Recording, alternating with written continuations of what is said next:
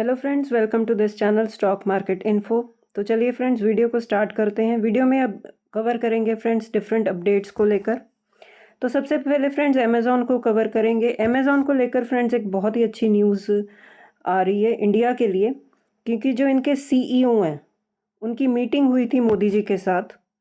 तो जो अमेज़ॉन के सीईओ एंडी जेसी, उनकी जब मीटिंग हुई, उन्होंने अनाउंस किया है कि $48 बिलियन तक की जो इन्वेस्टमेंट है वो इंडिया में करेंगे आने वाले टाइम में 26 से लेकर 2030 तक। तो बहुत ही अच्छी बात है फ्रेंड्स, इंडियन इकोनॉमी के लिए बहुत बड़ी इन्वेस्टमेंट आ रही है और बहुत बड़ी कंपनी से आ रही है। और इसका अगर फ्रेंड्स अगर आप ब्रेकअप भी देखो तो $13 बिलियन जो होगा वो होगा किसके लिए? Expansion and support towards AI and cloud infrastructure 2030 तक। मतलब $13 बिलियन की इन्वेस्टमेंट एआई में होगी and comes with in 6 months of Amazon announcing. और $35 बिलियन की जो इन्वेस्टमेंट होगी वो न्यू इंडिया इन्वेस्टमेंट्स में होगी। मतलब जो टोटल इन्वेस्टमेंट वो कर रहे हैं उसका कुछ पोर्शन वो एआई में लेकर भी आ रहे हैं। तो बहुत बड़ी बात है इंडियन इकोनॉमी को लेकर, एआई के फ्रंट पर, क्लाउड इंफ्रास्ट्रक्चर के फ्रंट पर। तो इस न्यूज़ को भी आप देखकर नोट डाउन करके चल सकते हो, क्योंकि आने वाले टाइम में फिर कौन कौन सी ऐसी कंपनीज होगी जो लिस्टेड स्पेस में जो इसका बेनिफिट ले सकती हैं, तो किसके साथ टाई अप हो सकता है, किसके साथ पार्टनरशिप हो सकती है, तो उसको हम डेफिनेटली स्टडी करेंगे।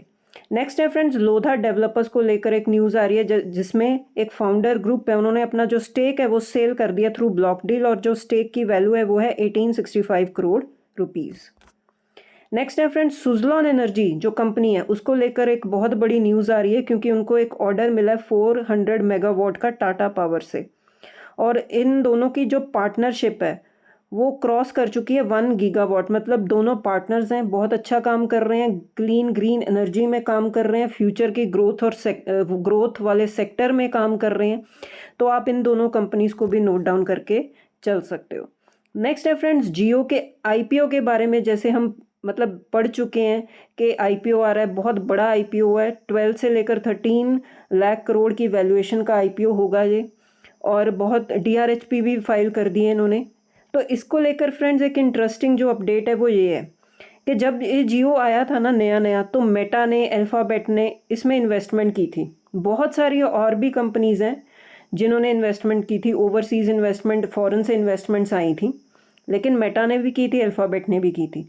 लेकिन अब फ्रेंड्स सोचने वाली बात है कि जियो का जो आईपीओ आ रहा है वो कम्प्लीटली मतलब आप कह सकते हो फ्रेश इशू है। ओएफएस नहीं आ रहा। ओएफएस मतलब कि प्रोमोटर्स कुछ अपना स्टेक सेल करते हैं, तो ओएफएस नहीं है, कम्प्लीटली फ्रेश इशू है जियो का जो आईपीओ आ रहा है। तो फ्रेंड्स अब ये सोचने वाली बात है कि मेटा और अल्फ़ाबेट अपना स्टेक क्यों नहीं बेच रहे इसमें। तो फ्रेंड्स सबसे पहली बात ये है कि जो रिलायंस इंडस्ट्रीज़, हम पहले भी डिस्कस कर चुके हैं, जब इन्होंने अपनी एजीएम की थी उसमें इन्होंने अनाउंस किया था रिलायंस 3.0, जिसमें इनका प्लान है वो 10 लाख करोड़ तक का जो इन्वेस्टमेंट करेंगे वो एआई रेडी डाटा सेंटर्स में करेंगे, क्लीन ग्रीन एनर्जी की तरफ करेंगे। तो जो इनके आने वाली ह्यूज इन्वेस्टमेंट्स है ना ग्रोइंग सेक्टर में, तो इसी की वजह से जो अल्फ़ाबेट है, जो मेटा, इनको लगता है कि आने वाले टाइम में जियो जो है, जियो के थ्रू ये इन्वेस्टमेंट्स होंगी, तो जियो जो है और भी ज़्यादा ग्रो कर सकता है। तो आने वाले टाइम में इनकी इन्वेस्टमेंट्स भी ग्रो करेंगी। तो इसी की वजह से हम देख सकते हैं इन्होंने अभी तक अपना स्टेक होल्ड करके रखा हुआ है और ये अपना स्टेक सेल नहीं कर रहे। नेक्स्ट है फ्रेंड्स, राजेश एक्सपोर्ट्स। इस कंपनी को हम पहले भी डिस्कस कर चुके हैं, एलिगेशंस लगे थे इन पर बहुत सारे, तो इसी की वजह से हमने देखा था कि लोअर सर्किट लगा कंपनी को। लेकिन अगर आप आज की भी बात करो, कल मतलब मार्केट जब ओपन थी तो आप देखो कि 5% का लोअर सर्किट फिर कंपनी को लग गया। तो मतलब ऑब्वियसली एक न्यूज़ आई होगी कि किस फ्रंट पर, कि ईडी ने कुछ क्वेश्चन रेज किए हैं, उनकी जो सैलरी प्रैक्टिसेस थी वो थोड़ी सी अनयूजुअल थी, एज पर मार्क नहीं थी।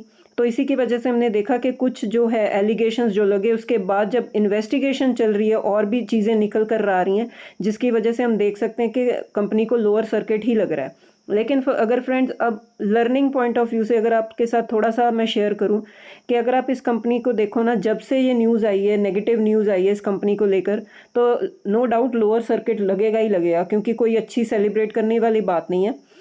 तो मतलब आप देखो कि कंपनी को लोअर सर्किट लगा, लेकिन कुछ दिन ऐसे भी थे इस कंपनी में कि शेयर को अपर सर्किट भी लगा। जैसे कि आप देख सको पिछले 5 दिन का डेटा मैंने आपके सामने रखा है।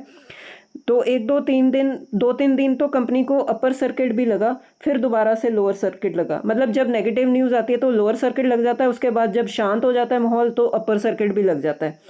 तो फ्रेंड्स ये रिटेल इन्वेस्टर्स के लिए था, क्योंकि रिटेल इन्वेस्टर्स होते हैं जो ऐसी गलती करते हैं कि जो कंपनी फ्रेंड्स जिस पर ऑलरेडी इतने नेगेटिव एलिगेशंस लगे हुए हैं, ऑलरेडी अंडर इन्वेस्टिगेशन है, अभी भी कुछ क्लैरिटी नहीं आई है उसके फ्रंट पर कि आगे कंपनी का फ्यूचर क्या होगा, तो ऐसी कंपनी में भी इस शेयर को ऐसे बाय करना, तो हम क्या एक्सपेक्ट कर सकते हैं कि हमारा पैसा कैसे ग्रो करेगा।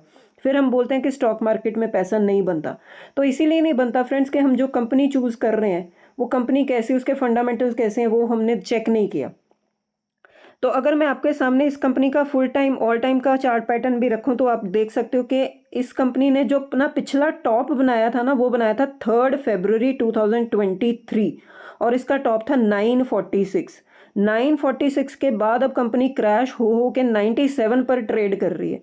तो कोई तो रीज़न होगा ना कि कंपनी ने जब टॉप बनाया 2023 में, उसके बाद अब 2026 चल रहा है, तो 2026 तक कंपनी ने कमबैक ही नहीं किया और लगातार वो जो है डाउन लेवल अपने जो लोअर लोज काटते ही जा रही है और नीचे की तरफ ट्रेड कर रही है।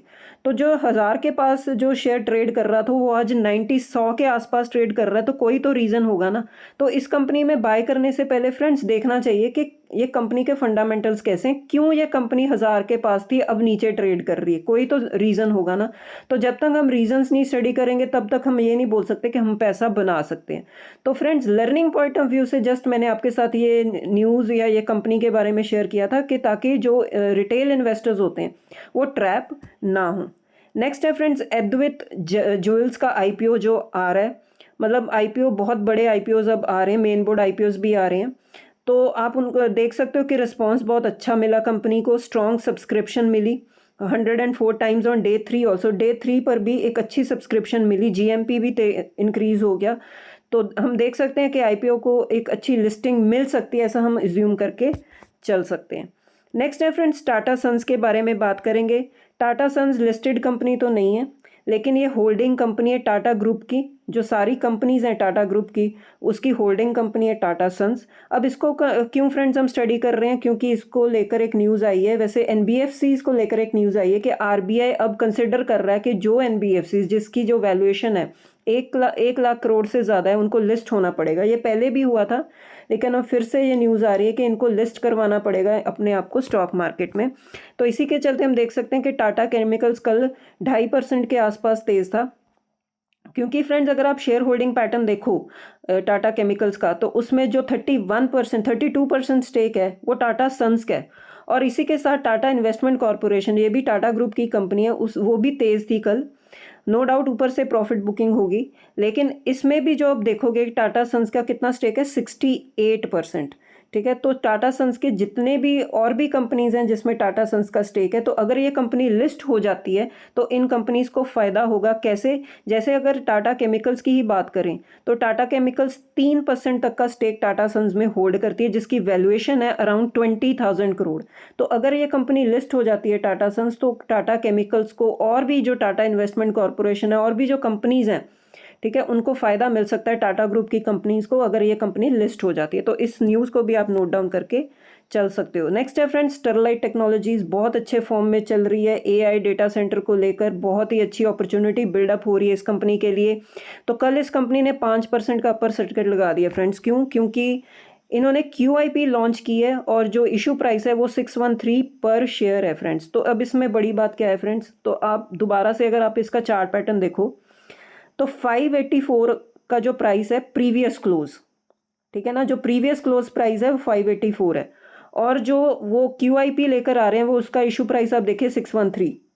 ठीक है, यूजुअली QIP किस पर आता है? डिस्काउंट पर आता है। तो ये कंपनी का कॉन्फिडेंस है कि इन्होंने प्रीमियम पर QIP लेकर आ रहे हैं। तो प्रीमियम पर QIP लेकर आना मतलब ये बताता है कंपनी को रिस्पॉन्स QIP में बहुत अच्छा मिलेगा, अच्छे फंड्स ये रेज कर पाएंगे और कंपनी का जो बिजनेस है उसकी जो अपॉर्चुनिटी बहुत आगे इस इन्वेस्टर्स को दिख रही है, इसीलिए प्रीमियम पर भी वो शेयर लेना चाहते हैं, इसके लिए भी इंटरेस्टेड है। तो ये कॉन्फिडेंस दिखाता है फ्रेंड्स कंपनी का कि वो प्रीमियम पर QIP लेकर आ रहे हैं। तो आप इस कंपनी को भी नोट डाउन करके चल सकते हो। नेक्स्ट है फ्रेंड्स, गवर्नमेंट्स ने काफ़ी जो कंपनीज़ हैं जिसमें गवर्नमेंट का स्टेक है उसमें फंड रेजिंग की है थ्रू ओएफएस। तो अगर आप डेटा देखो तो वो ये 11 ईयर हाई तक पहुंच चुका है। पिछला जो इन्होंने सबसे ज़्यादा फंड रेजिंग की थी वो 2015 में की थी। उसके बाद जो है इतनी फंड रेजिंग नहीं हुई गवर्नमेंट की तरफ से गवर्नमेंट कंपनीज़ में, लेकिन इस बार 2026 में ये जो है डेटा बहुत ज़्यादा हाई निकल कर आया। तो वही फ्रेंड्स, जो क्रूड ऑयल के इंक्रीज होने से जो इंपोर्ट बिल पर इम्पैक्ट आ सकता था, जिसका इम्पैक्ट आता है हमारे फिस्कल डेफिसिट पर, तो उसी के चलते हम देख सकते हैं कि जो गवर्नमेंट को अपना थोड़ा सा स्टेक बेचना पड़ा कुछ कंपनीज में। तो ये डेटा को भी आप देख सकते हो। नेक्स्ट है फ्रेंड्स एसके हीनिक्स, ये कंपनी साउथ कोरिया की कंपनी, अगेन बहुत वॉलेटाइल है फ्रेंड्स कंपनी ये। लेकिन कल क्यों ये 12% भाग गई? क्योंकि इसका जो प्लान है वो अब ये यूएस में अपनी कंपनी को लिस्ट करवाना चाहते हैं एज एडीआर्स जो होते हैं। तो इसकी वजह से वैल्यूएशन बहुत ही अच्छा मिल सकता है कंपनी को। इसी के चलते कंपनी ने 12% का जो है हाइक दिखा दिया, और ये टारगेट कर रहे हैं $29 बिलियन तक की जो लिस्टिंग हो सकती है, इतनी वैल्यूएशन इनको मिल जाएगी क्योंकि एआई की डिमांड इंक्रीज हो रही है। तो इसी के चलते कंपनी ने फिर इतना मतलब तेज़ कंपनी भाग गई। तो इसको भी आप नोट डाउन करके चल सकते हो। नेक्स्ट है फ्रेंड्स अकासा भी जो है वो मतलब 226 एयरक्राफ्ट एयरलाइन मतलब बाय 2032 लेकर आ सकती है और अपना आईपीओ लेकर आ सकती है 2 से लेकर 4 साल के बीच में। तो वैसे तो लिस्टेड स्पेस में हम देख सकते हैं इंडिगो है, स्पाइस जेट है। स्पाइस जेट इतना कुछ अच्छा नहीं कर रहा, लेकिन अकासा अच्छा कर रही है। तो देखना होगा रिजल्ट्स इनके कैसे होंगे। लेकिन अगर इनका आईपीओ आ जाता है तो फिर हम देखेंगे कि लिस्टेड स्पेस में भी कंपटीशन बनेगा। तो अकासा एयरलाइंस को भी आप नोट डाउन करके चल सकते हो। लास्ट है फ्रेंड्स आईआरएफसी का ओएफएस आया था, बहुत ही अच्छा है, इसको रिस्पॉन्स मिला। 1.5x के साथ इंस्टीट्यूशनल इन्वेस्टर्स ने सब्सक्राइब किया, और गवर्नमेंट अब ग्रीन शो ऑप्शन भी लेकर आना चाहती है। ये ऑप्शन भी वो कंसिडर करेंगे। तो ग्रीन शो ऑप्शन क्या होता है फ्रेंड्स? जब मतलब ओएफएस को अच्छा रिस्पॉन्स मिलता है तो गवर्नमेंट अपना एडिशनल स्टेक भी ओएफएस में बेच सकती है। ऐसी वो मतलब ऑप्शन लेकर आ सकते हैं। इसको बोलते हैं ग्रीन शो ऑप्शन। तो अच्छा रिस्पॉन्स मिला ओएफएस को तो ये वो ग्रीन शो ऑप्शन भी एक्सरसाइज करेंगे। तो ठीक है फ्रेंड्स, इस वीडियो में इतना ही। अगर आपको वीडियो अच्छा लगा हो तो वीडियो को लाइक कीजिए, शेयर कीजिए और चैनल को भी सब्सक्राइब कीजिए। मिलते हैं नेक्स्ट वीडियो में। Till then bye bye.